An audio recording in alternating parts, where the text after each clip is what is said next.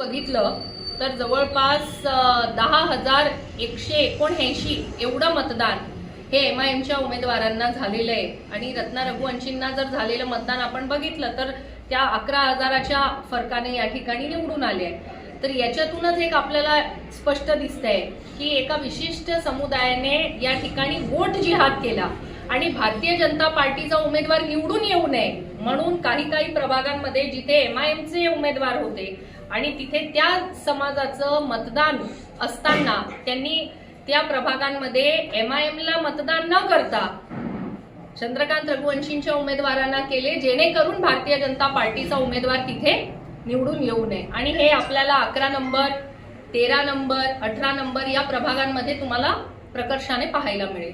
त्यामुळे आम्ही ज्या मुद्द्यावर लोकांकडे मतं मागितले, आम्हाला आनंद आहे की लोकांनी आमच्या जे आवाहन होतं त्याला आम्हाला नक्कीच साथ दिलेली आहे आणि आमचे 8 उमेदवार हे निवडून आले। आमचे विरोधक सांगायचे यांना उमेदवार भेटणार नाही, यांना बूथवर माणसं भेटणार नाही, त्या ठिकाणी आमचे आज 8 नगरसेवक निवडून येत आहे। 8 उमेदवार आमचे अगदी कमी फरकाने या ठिकाणी पराभूत होतात। श्याम बापू फक्त 30 मतांनी त्यांचा पराभव झालाय।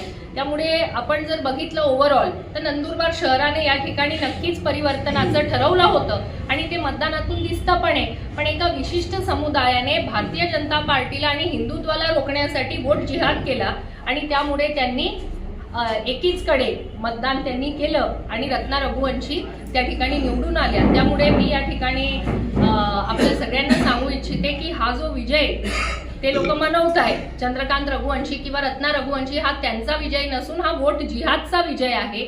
आपण हिंदुत्वासाठी लढत होतो, हिंदुत्वासाठी आपण मतं मागत होतो आणि हिंदू वोटर्सनी आम्हाला मोठं मताधिक्य या ठिकाणी दिलेलं आहे।